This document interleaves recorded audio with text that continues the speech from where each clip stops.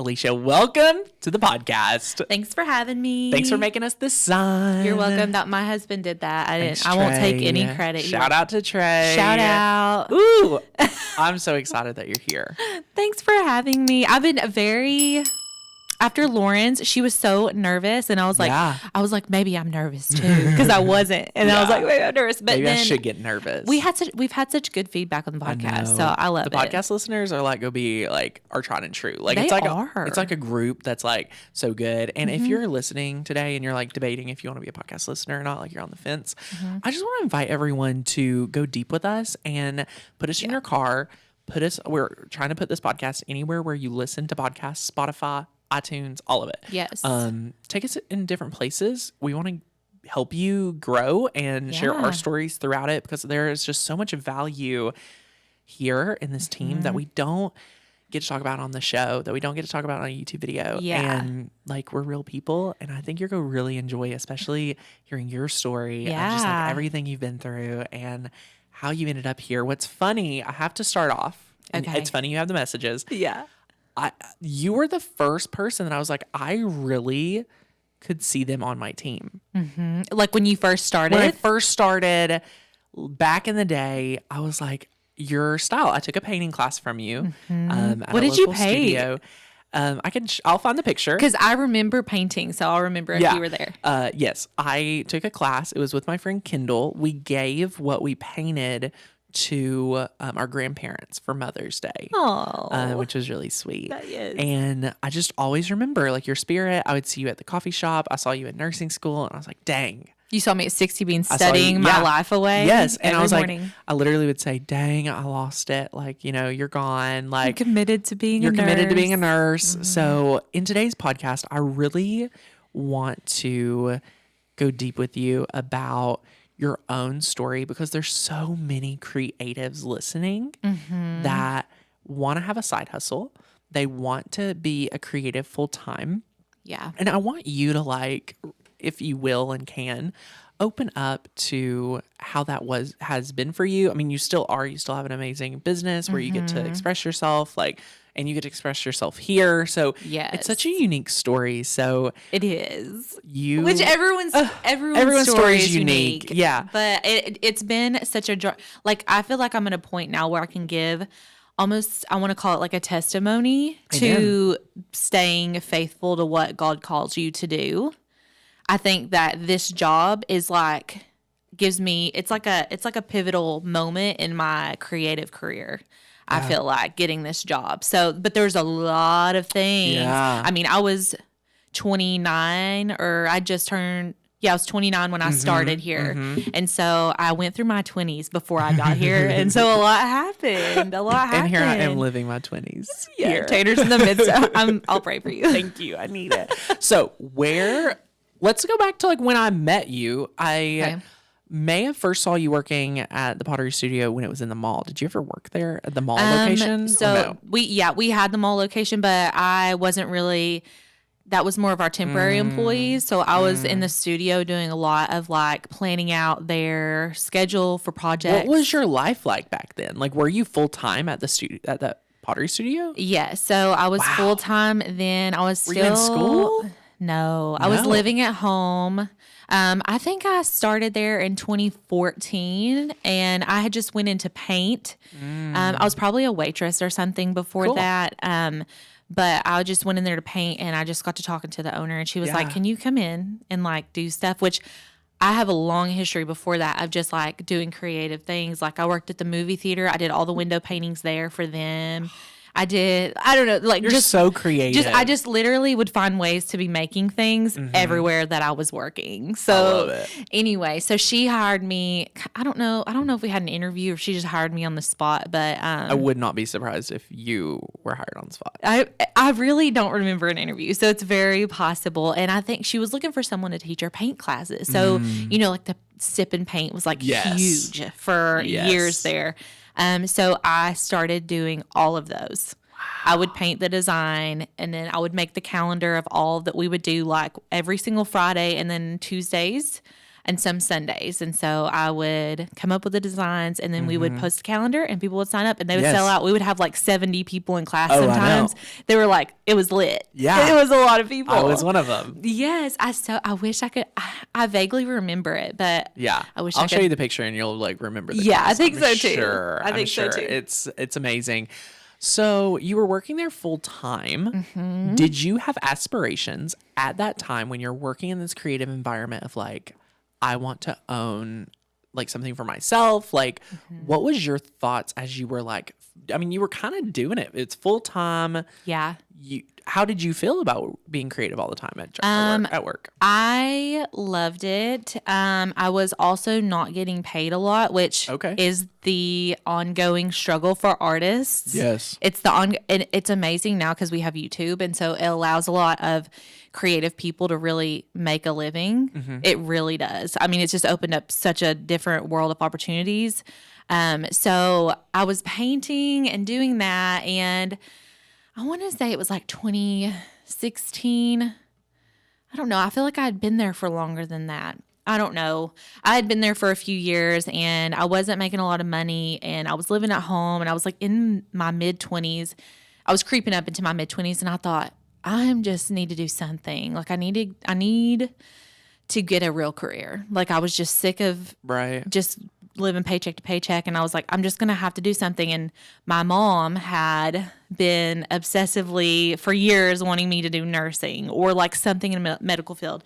And like if you knew me, you'd be like, well, Alicia's not gonna go in the medical field. That's weird. And I was like, I'm just going to do something. So I was going to do like occupational therapy because I read that you could do like creative activities with the kids. You were go get whatever environment. I was You're still bringing trying the creativity to it. Yes. That's so good. I was still trying to do it. So many and then people will relate to that. I know. And I was like, so anyways, I was going to have to do like these chemistry classes, and I'm Heck like, no. Yeah. And so I was like, no, thank you. So I ended up going to get my LPN, which is like before your RN.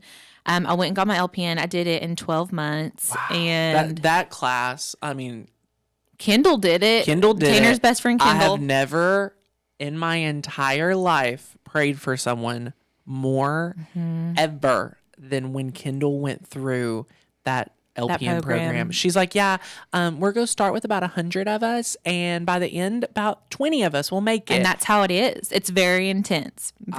Very intense. Kendall every night would be like, I don't know if I'm gonna make it tomorrow. And like every day I would drive and I'd be like waking up in the morning, I'd be like praying like, Lord, if Kendall doesn't make it here, she is not gonna try again. Like this is it for her. Like, and it was, I mean, so really to you. Yeah, it was really rough. And like I thought I wouldn't be good at it. I ended up actually tutoring anatomy, which is one of the harder classes. So you're so smart. I didn't believe in myself, and I still didn't even after that. It took me a long time. You've worked here now over a year, and it's so funny to see you on camera sometimes because you don't give yourself enough credit. I think I agree with that. You do not. You at all.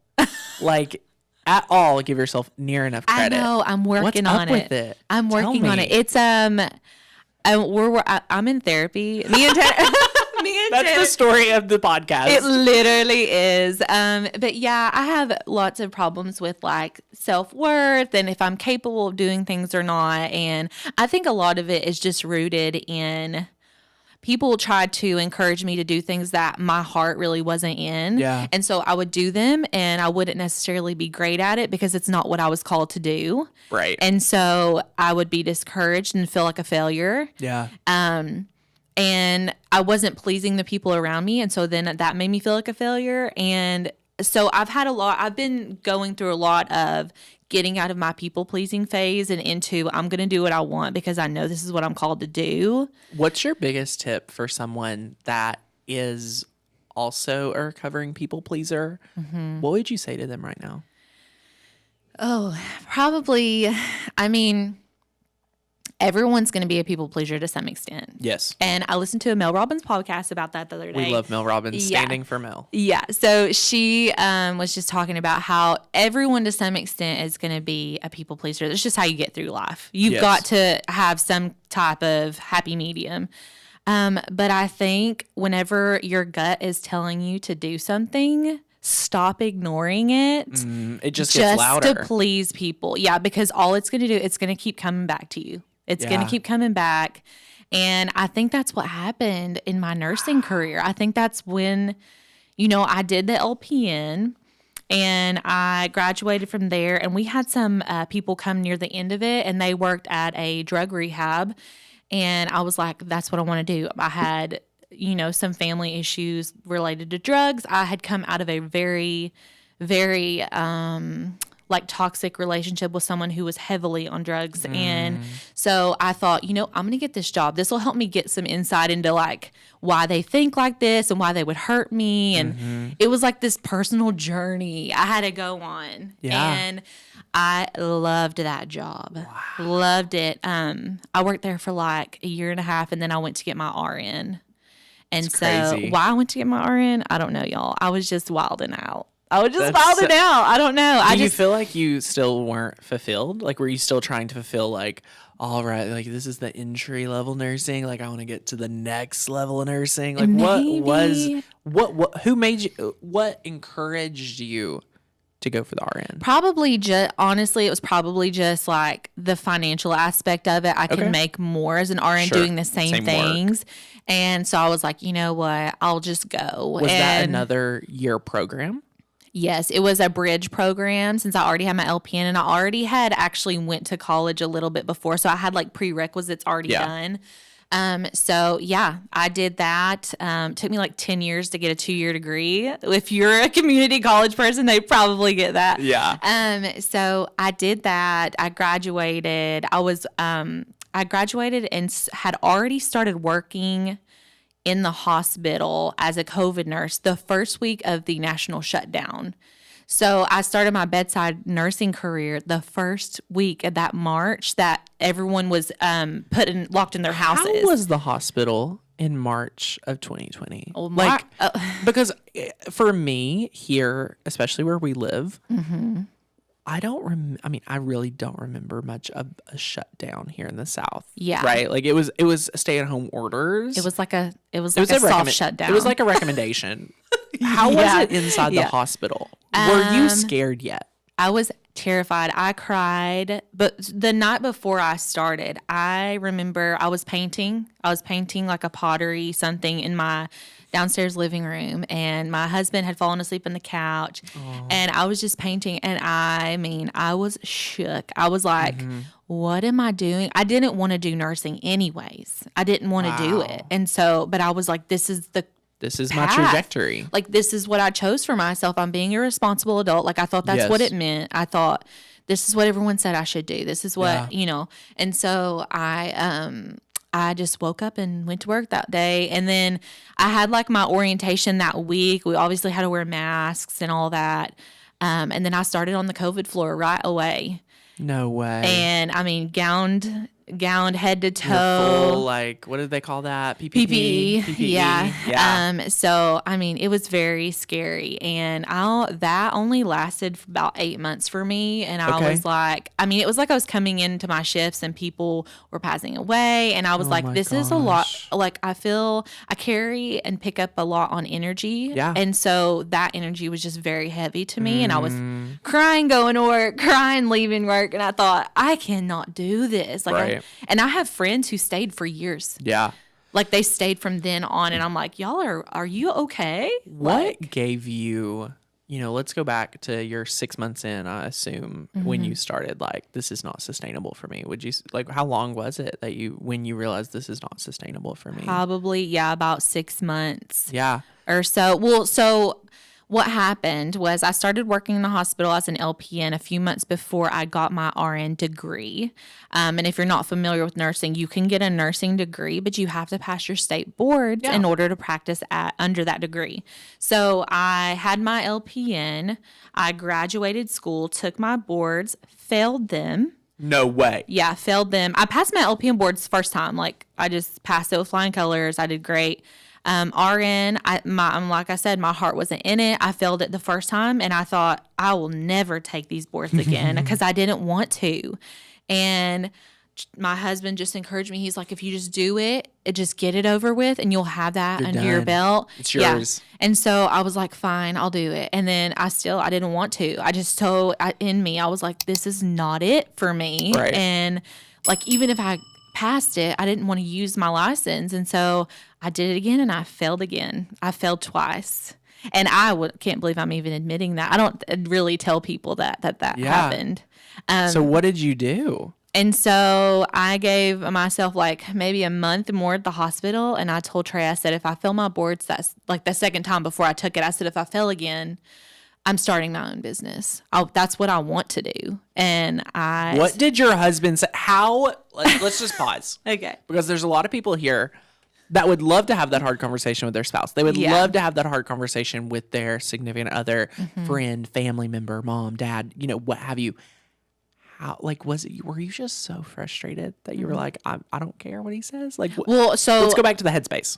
Trey is my biggest supporter. So there was no resistance there. But I think that other people may have the resistance from their spouse. But I was coaching someone this week in Inner Circle, and their spouse, their husband, is also their biggest advocate. Mm-hmm. But they're still so nervous to disappoint their biggest advocate. Yes. Did you have that going into it? Oh, for sure. How did you coach yourself? I had a lot of hard days. I had a lot of, like I was saying, I was still struggling with like, am I capable of doing this myself? I had a lot of that, like, I don't like to call it imposter syndrome because everyone feels like an imposter when they start something new. It was just hard. There was resistance. Yes, there was. And it was very hard. It was, first of all, hard for me to learn how to work for myself and be like, stay on task, even just staying on task. I'm really good at it now here, which I feel like you all can recognize that, but I had to learn that. I was very much. It's a skill acquired. Absolutely. And it's not easy. No. And so I had to go through that. Then I had to go through, oh my gosh, what if this fails? And then I went through like, I just don't know how to do it by myself. Like, I don't know. There's lots of struggles, and the kind of business I was running was a handmade scroll saw sign business. So I had to physically make everything I was selling. Yes. And so. But it's beautiful. Thank you. And I loved it. But it was just, I was in a shop constantly. I did that from, October, November, December, January, like for 6 months. And then I got pregnant. Yes, with Ruby. And I worked in a wood shop the entire summer, fully pregnant. I worked in the wood shop until, I was like literally outside, like 8-9 months pregnant. I was so big. And there was a point where I got carpal tunnel so bad, I couldn't even do the scroll saw anymore because my hands wouldn't straighten out. So how did you market this business? How were you getting orders to be in the studio all day? Right? Like, where did you get the business? So it's kind of hard. So I promoted mainly to locals. Yeah. And obviously you knew me from the pottery studio. Yes. Lots of people knew me from there. Yeah. And so even when I left, already knew you were they creative. already knew. Yeah. And so you had the credential. When I started selling stuff, I think I had already established this, I don't know. I'm a maker. Yeah, you were big in our knew. maker studio too. Yes, like our local Morristown makers. Yes, I was a part of our local maker space. We actually met that guy at a wedding. Oh wow! We met Matt at a wedding. Him and his wife, and they were like, we're makers. We're starting a maker space. You guys want to help us?" And we were like, "Absolutely." So we helped them with that. That was pretty cool. But I think people just knew me around town. Yeah. And so whenever I started selling these products that I knew people already wanted, I already knew that there was a need for that product. There's already a niche. Yeah. Was it, having a business, running your time, all that, that's hard. Mm-hmm. Was getting customers hard for you? No. Was charging hard for you? Yes.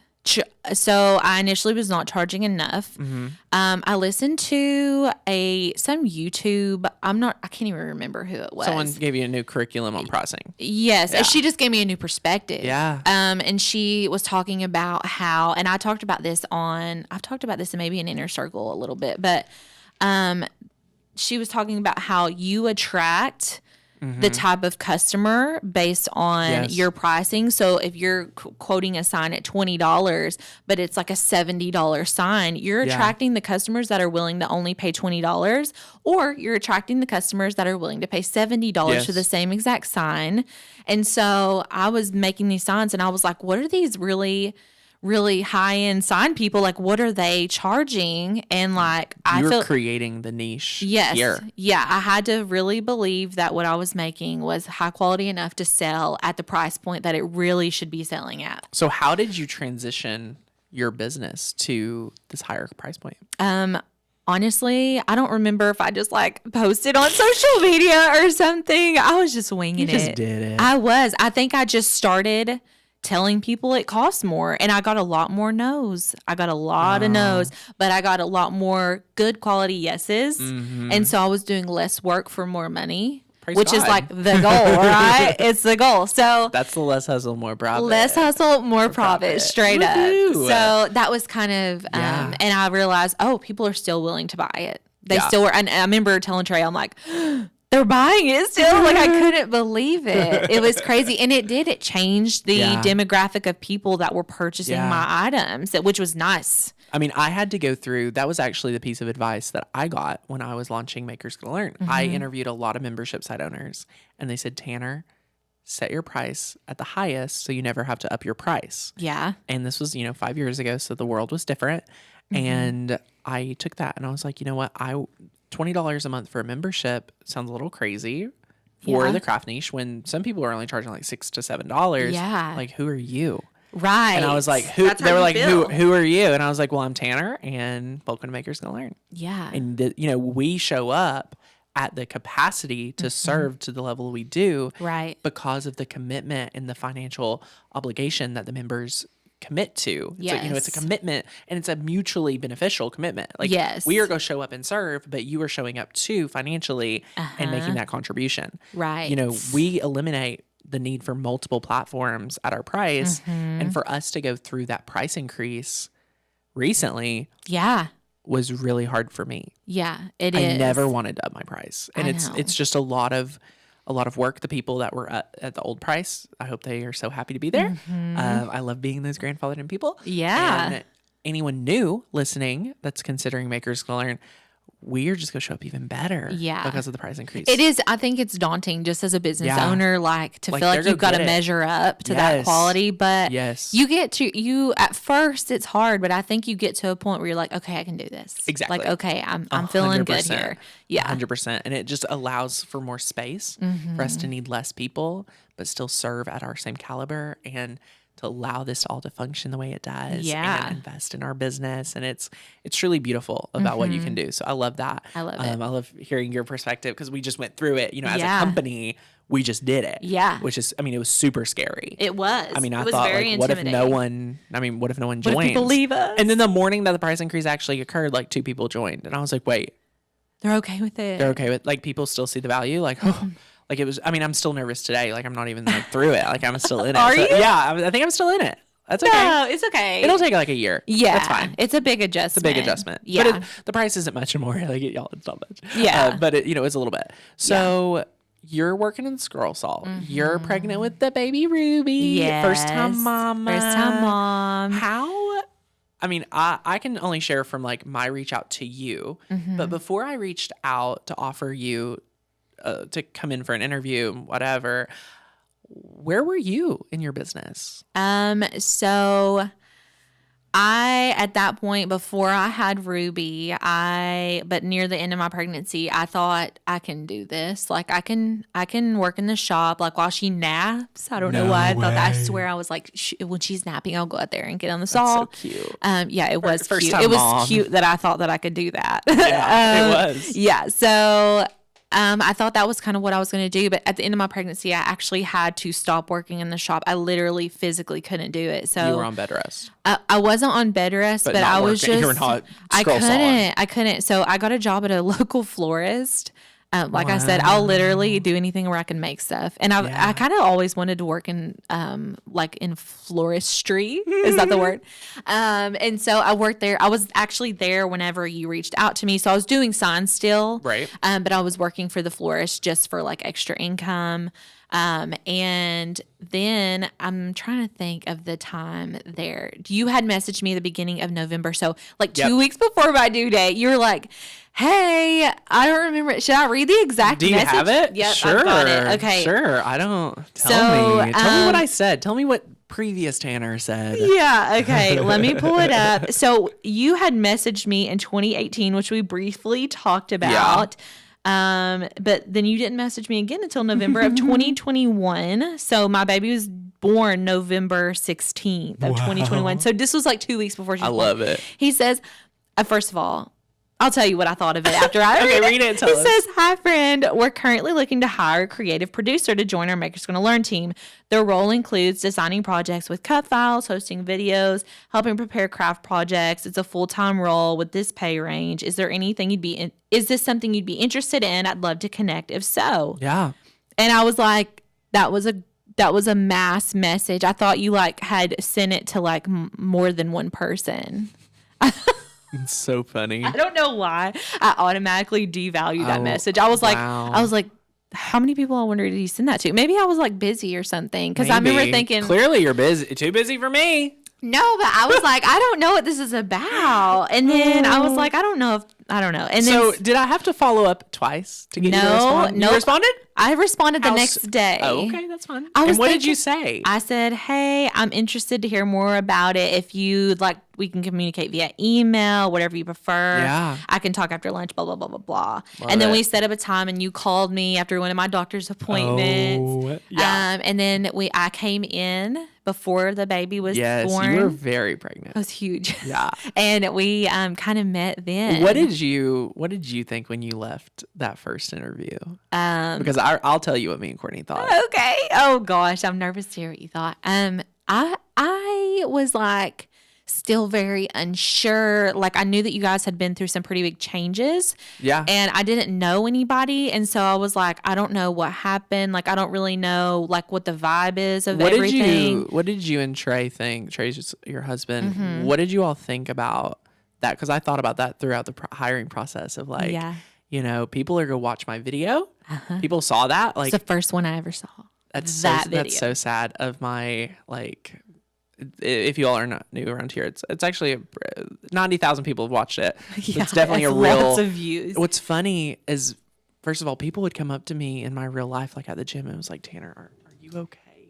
And I was like, what? I was like, no, I'm fine. Like, I just think like YouTube world is so different. It is. People like, I don't know if the people sent the video around or what. But people were watching the video. We're a small town. People were watching it and coming up to me like, "Are you okay?" Yeah. And I was like, "I'm okay." Like I don't know. Like you didn't really know I didn't even expect. Respond. I didn't even know what they're talking about. So what did you all think as I am interviewing you, like trying to get you to join the team? Like you can be honest. Yeah. No. Initially, I was very much like, I don't know if I want to like be involved in whatever is going on. Yeah. Like I didn't know. I had no like clue. I didn't know anybody. Sure. And I was like, is this gonna like? And then after a while, I kind of decided. I processed it, and I was like, it has nothing to do with me. And what did you think after you left the first interview?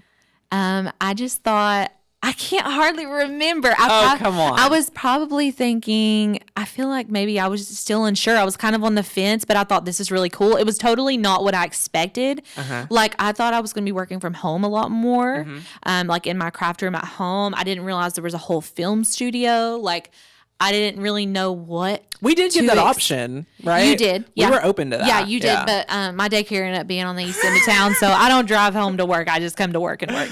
Yeah. So, but that, I mean, I had a good impression of you and Courtney, for sure. I had a good impression, like a good vibe. Yeah. But I was still unsure if I would do it. And I also had apprehensions because I was still wanting to run my business. Yeah. And so I was apprehensive there, and I thought, does this make me a failure? Wow. If I quit doing my business and just pivot over here? Yeah. But I just thought it was such a good opportunity for me. And we had struggled that whole year a lot financially, and Trey was kind of carrying the burden of all of that. And we had a kid on the way, and I was like, this could be like a very good opportunity for me and for our family, and to feel like I can help, provide whatever you want. Whatever. Yeah. And I think it wouldn't have been as bad if I wasn't so pregnant the whole time of my first year of owning a business. Yes. That's when you're like to produce. Like, right. And so it kind of hindered that. And so it was a struggle. I mean, y'all, Alisha was I've never interviewed someone that was so loosey-goosey at the interview. Oh, really? Yeah. Was that bad? No. I think it gave you so much more. I mean, I'll tell you this now. I think it gave you so much more authority and like negotiation power. Oh, yeah. Like, I mean, there's no secret to our negotiation. I said, how much do you want per hour? Yeah. And I mean, normally, like, there's competition, like, there's negotiation. There's a negotiation, right? Like, you give a number and you assume that there's going to be negotiation. I literally, just because of how, in my opinion, how confident you were with your business. Yeah. And how you could tell you were not desperate for the job. And I think that is so important for anyone listening. Like, you really want to be confident in yourself, and your work, because I think you showed up just so you were so open. Yeah. Which made us you left and we were like, well, yeah, she's not interested. She's not interested. I did not think I gave that vibe. That's just what we felt. I'm glad. I mean, and I've interviewed a lot of people. Yeah. For a lot of different roles. Yeah. And I think it's like a very very nice of you. Like, you know what I mean? Like, it's just so different. We're trying to rebuild like a whole department of what we wanted it to be new. And, I knew you knew how to educate. I knew how you knew how to teach. And that's why even on videos when you act like you don't know how to use Cricut or like, you know what I mean? I'm like, oh, y'all, Alicia's so good. Like, she does know all this. I do know. I guess maybe it makes me seem more relatable. Like, I'm still learning. And I don't know if a lot of people know this, but I literally hadn't touched a Cricut when I started. Sure. I maybe had touched one, but I was brand new to Cricut, and I'm like here trying to teach people. And I had used a die cutting machine, but it was a US cutter. One, yeah. And so, anyways, it was new for me. Being on camera was new for me. Was I here to see you film your first video? I don't think so. No, and some people was. Everyone had COVID the first week I started. Everybody except for Lauren. Oh. And maybe Sadie. I think Sadie might have been here too. And so me and Lauren did a live stream my second day together. Wow. And the lights were off. That's so funny. The studio lights weren't even on. I love it. I love it. What was your initial thoughts on the membership, and how has that evolved through actually becoming part of the family here? I don't know. I think when I first learned about it, I thought, wow, these people are very smart. And I'm really glad that I've gotten into a position where I can be around people that think this way. And I think I've never been around creative. I've, first of all, never really gotten to work with a lot of creative people. Like, even at the pottery studio, I kind of worked alone a lot. I mean, you were definitely the top talent. I was the only one creating. Yeah. I was the head artist. I was the only artist really, except for the owner, and she did a lot of the stuff too. But a lot. Yeah. So I had never worked around other creatives, and not only that, but entrepreneurial creatives. And so it was really eye-opening for me. And I thought, this is kind of where I want to be. This is the speed I want to be at. And I just had never even had a chance to experience it. I didn't even know what it would look like to run a successful creative business. I just didn't know what it would look like. And so it's been really cool for me to see it. And it's a lot of work. It's a whole circus up in here. There's a lot of stuff, a lot of moving parts. Is it a lot more work than you thought it would be? It is now. Yeah. It is now, but not in a bad way. No. It's just, I mean, I think work is very neutral. Yes. It's not. I'll say this. It is it's a lot more work. than you would think it would be. People listening, it's more work than you think it would be. But also, I was like a nurse and a waitress before this. So it was, at the beginning, I was like, this is a cakewalk. I'm like, I'll be here for 100 more years. Like, sign me up, you know. Yeah, so, it's just a different It's work. more mentally taxing. Yeah. And mentally mainly. And a lot of mental work. I mean, I think it would be not doing the audience and the team justice if we don't touch on this, of like a little bit about how your role has pivoted. I don't even know how you ended up in this role. Like, I never asked you, and that's what I love, to really help own the YouTube channel. Yeah. Because all summer I was trying to figure out like who's going to help like manage this channel, like really own it and like help, you know, because we really wanted to make a big impact. Yeah. And somehow, like, your role was never designed for the strategic side. Yeah. But seeing your strategic brain come to play has just been so good. Very nerve-wracking for me. It was very nerve-wracking. So when I came in, I would, like, if you all didn't already know, I came in as a creative producer and senior craft producer. Yes. And so I was coming up with projects, and we were just kind of planning content. That was the pattern. Come up with the content, make it. Come up with the content, make it. With no like true direction other than what's trending right now. What do people want to see? And then we met Drew, who would be amazing on this podcast. He would be so cool. But we talked to him, and he kind of gave me some insight into, so people are like, clicking on certain things. Like, there's a game to YouTube. There's a strategy for YouTube. And I think for the listener, like, YouTube, Cricut in general in the niche had like blown up during COVID. Yeah, for for business owners, like, we were just trying to keep our head above water. Yeah. There was no time to be strategic. So like last year was really kind of like a settling of like, off of COVID. Yeah. Everybody, like, this is what I hate to say it, the new normal. But, like, welcome back to the new normal. Yeah. You know, hi, how are you? Like, you know what I mean? Welcome back. Yeah. So that really helped us, like, as a company, come together and realize, where are we going? Yeah. Where do we want to go? And I think we have so much clear vision on that. For sure. And YouTube is definitely a forefront for us. So I guess my new role that I kind of stepped into was more of like helping, a YouTube strategist in a way. Yeah, honestly. And like, y'all, I am not a numbers person. Okay. I like. Tell them your mantra you said as you entered into this role. I would say on my way to work, I am a numbers girl. I am a numbers girl. And like, I'm telling you, I'm the opposite. Like, my husband's an accountant and I am a creative. Yeah. A period. He taught her how to use Excel. He taught me how to pull in YouTube data analytics into Google Sheets, and then to analyze the data. Like, who am I? I don't know what I'm doing. So, Alisha, what is one thing that people wouldn't expect working here? Oh man, did you ask Lauren this question? I sure didn't. I would say they wouldn't expect. Oh my gosh, there's probably a bunch of things. They wouldn't. You can just say one. I don't think that they would expect that there are so many moving parts and there's so many people doing so many different things. Like, it's not just me and Tanner and Lauren sitting back in the office, like, planning everything by ourselves, and Courtney, like, it's not that. There's lots of people that have their hands. There's so many people. Like, yeah. I mean, I think we employ, like, I really don't know.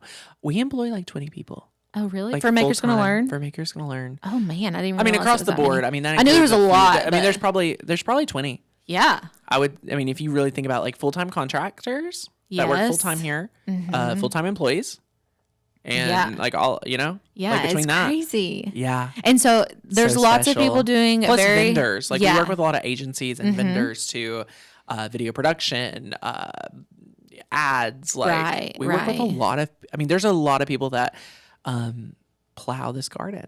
You know, it's crazy, and I don't think people don't realize that.